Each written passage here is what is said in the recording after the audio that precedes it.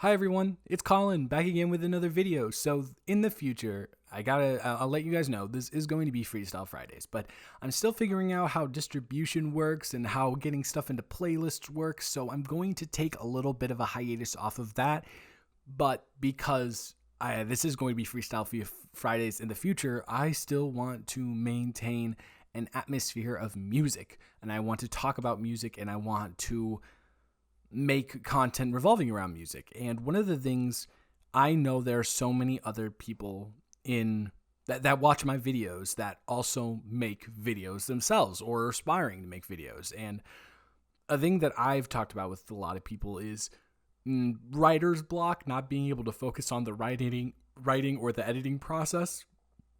And so for me, I have a very, very, very specific playlist that I use when I am either editing or I am writing. And it's called my editing playlist. It's on Spotify, and I'm going to share it with you guys and share why each song is optimal for the creative process. So yeah, here we go. So first on the playlist is Hallelujah Junction, First Movement by John Adams. It's this uplifting, just grandiose piano tune. Most of these are piano tunes, just to let you know. And I know all of these are classical music songs.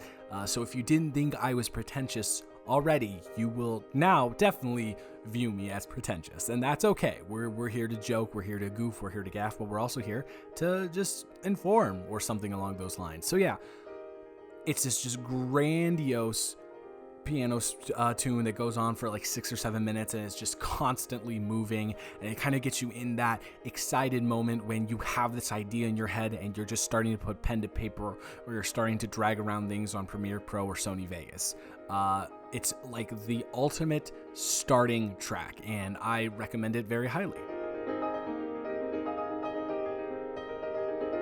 Next up is the song Clair de Lune by Claude Debussy. Of course it is. Clair de Lune is just a classic, and it works in every single way imaginable. It's so smooth. If you prefer more modern versions of classical songs, there's an ethereal version of Clair de Lune on Spotify, which is also magnificent, and it relaxes you, and it can just kind of get you into that zone where you're like, I feel good and I'm ready to write or edit. And honestly, it does that for everything, like every activity you're gonna do. So I guess another thing is, these are all songs that I listen to in my everyday life, not just when I'm like writing or editing or stuff like that, but I find them especially conducive to that environment. So yeah, Clair de Lune is just classic banger. Definitely use it a lot and have it in constant rotation.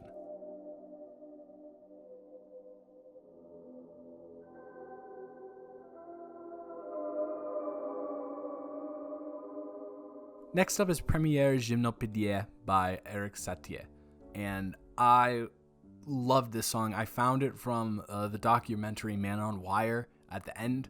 I was watching it for my doc class in university, and it just kind of stuck out to me, and that was the song for that whole year that I would listen to while I was writing over and over. It was in the top 10 of my Spotify yearly Wrapped. It's so relaxing.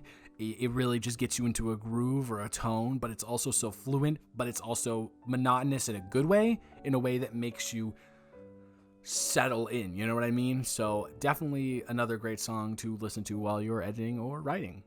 Next up is May in the Backyard by Ryuichi Sakamoto. I hope I'm saying that right, and if I am, that's great. And as you can tell, yes, there are going to be a decent amount of songs from the Call Me By Your Name score on here. I apologize, but all of them are so good. Another more upbeat and kind of light and airy tune that can get you, like if you're in the middle of a drought, can just automatically spring you up from there and get you even more motivated than you were before, and just and it interweaves between more like staccato hypiness to more like, sorry about that, to more breezy stuff, and it's constantly interchanging. So I think that is a very, very nice tune to help you get into your zone. I know I'm going to be saying a lot of the same things for most of these songs, but I'm just here to be a messenger of these amazing things you can be listening to while you're editing or writing. Next up is Nocturne by Frederick Chopin. Of course, in E flat major, that's my preferred key. I love this song. It's, again, a very, very, very classic song. Very smooth, very, very light, very like water. Such a relaxing tune, and another thing you can just get into a mood for, and you can just hit that stride with your writing and just have it playing on repeat. Very, very, very light, but also has this like earthiness to it. So yeah, I definitely love Nocturne. Listen to it while you're in your creative process. Next up is Judy by Maurice Ravel. Another amazing song. This is the one that I think maybe I like the most on here. It's so the title is, I believe, I Am Water, and it is water. It's just dripping. It's just constantly like it's one of those, so you know those sticks that you had if you ever took a music class when you were younger, and you would like flip them upside down. It was called like a rain stick or something like that. That is what it sounds like to me when I'm listening to it. So absolutely gorgeous, amazing. It's something I just want to I want to bathe in this song, and it's something that can really get me feeling myself when I'm writing, and I can just absorb all of the metaphorical water from the song and just like expunge all of it into words. I know that sounds probably pretty corny, but that's how I feel about it. It's amazing. It's so good.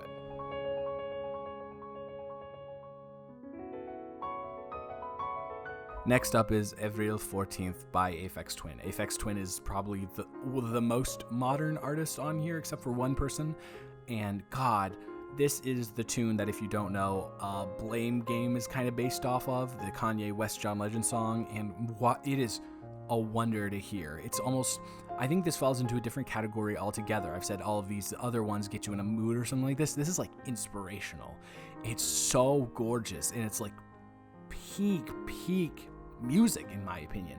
The fact that someone hadn't thought of this tune beforehand is ridiculous, and just kind of shows you the genius of Aphex Twin as an artist. So yeah, fantastic song. Deserves to be on this list.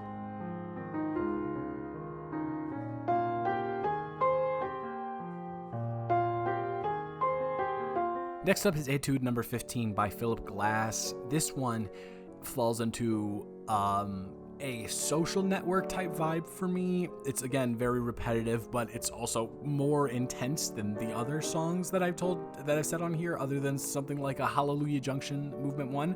It gets you there. I don't know how to explain this one, but it is so magnificent. I know I'm going to say the same thing over and over for a lot of these songs, but yeah, it's just constant, like, lower keys transitioning immediately to higher keys. Wonderful stuff. Here's a clip, obviously, as I've been playing them.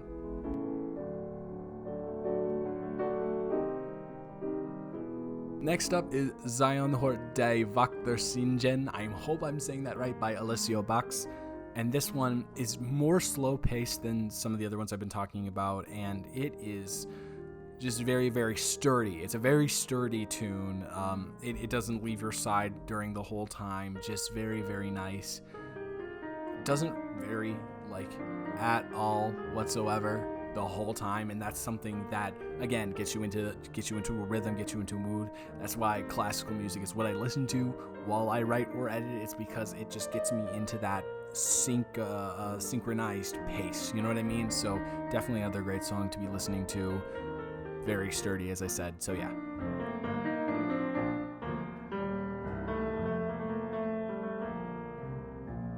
Now, the next one is The Sea by Joey Pecoraro. Obviously, the most upbeat modern song in here. It is mostly piano and kind of a little bit of xylophone in there as well.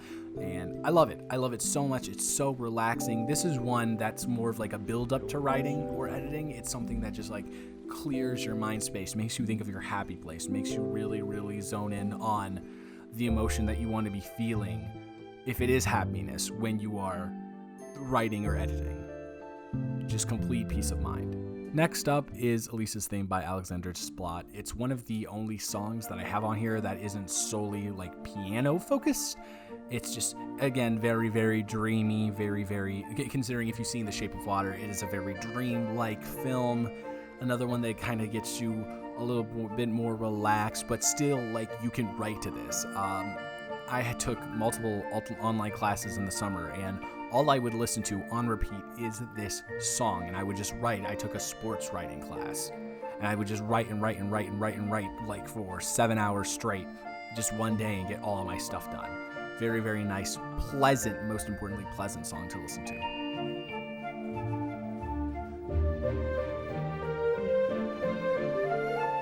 Vivaldi Variation by Antonio Vivaldi is the next one, and I think, honestly, this is probably my favorite one to be listening to. It's so classic. It's just, if I was in a ballroom in the 1800s, I would expect this to be playing or being played by the pianist. Something that if I really feel like I want to write at a rhythm, because you can get into a rhythm in your head and just write, but there are times where you write at a rhythm where you're like placing, it's almost like you're playing a piano, but you're typing on a keyboard. And this is the optimal song, in my opinion, to do that. Just a level of magic in it. Vivaldi Variation, fantastic. Next up is Once Upon a Dream by Emil Pandolfi. Again, another up-tempo one, very, very classic Disney, and especially because it is from a classic Disney film. Very nice to listen to. It, again, makes you happy, but also you can write to it just very, very well. Kind of has a like a sway to it that I find very, very nice to edit clips to. So yeah, Once Upon a Dream by Pandolfi is also a fantastic choice. Next up is Engagement Party by Justin Hurwitz from the classic movie La La Land. Just nice to listen to. Again, another more preface to writing. It's a little bit shorter than most of the songs on here, so it doesn't really give you that momentum, but it does give you that clear mind space. Especially if you've seen the movie, you can relate to it even more. But regardless if you have seen it or not, it does give you this just like ability to breathe if you're stressing out over something. So yeah, wonderful song again. So next up is Arabesque number 1 in E major by Debussy again. Fantastic. Another more lighter, airy one, but less dreamlike and more like you're in the clouds. And there is a difference between a dreamlike thing and in the clouds. It's like you're in an airplane and you're just watching everything go by, but you're too high to look down to see everything. So you're just gliding in the middle of the clouds, and I absolutely love it. It's more of a complex instrumentation as well on the piano, and it can definitely get you somewhere. Again, it's more of a rhythm writing than a rhythm in the head type beat, but yeah, I love it a lot.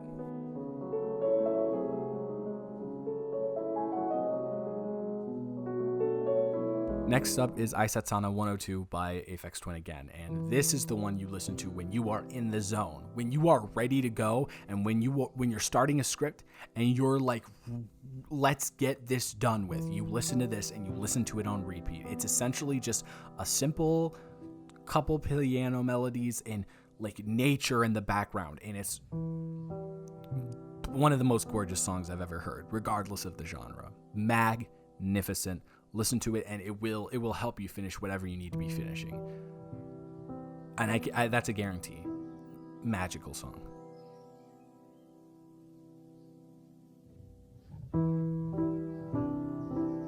Next up is Where Is My Mind by Maxence Serene. Serene, I don't know which one. It is a piano cover of the song Where Is My Mind by the Pixies. It's as simple as that. It's actually it's much more relaxing though, and very, very rhythmic as well with your typing or with your clip dragging or whatever you're doing. And it doesn't require too much attention. It's just kind of there to be background noise for you as well, but it also is pleasant to listen to. So yeah, it's wonderful.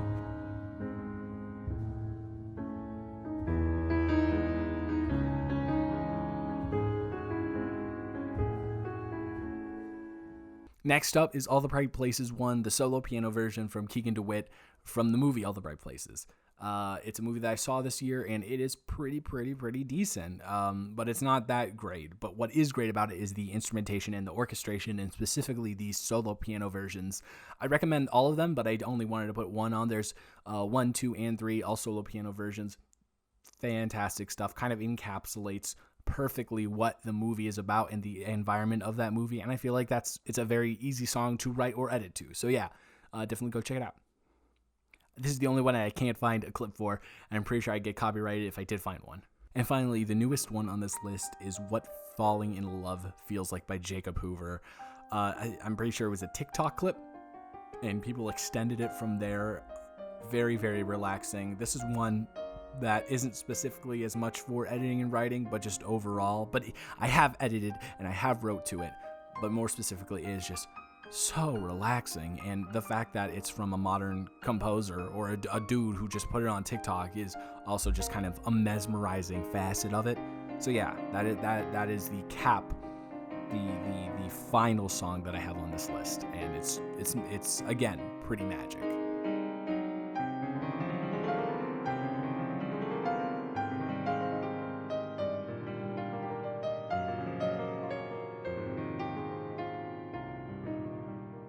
So guys, that is it. That is my playlist. If I had to whittle it down to 20 songs that I think help out editing and writing so much in a multitude of different ways, those would be it. Thank you so much for watching. I hope you guys enjoy, and I'm very excited to post tomorrow's video. It's much different. Again, it's a Saturday conversation, so we're just gonna be talking to each other. But yeah, it's awesome. Thank you so much for watching this. I hope this helped out somebody out there.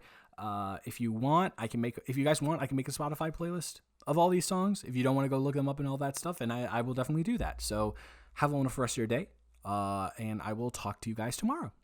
Goodbye.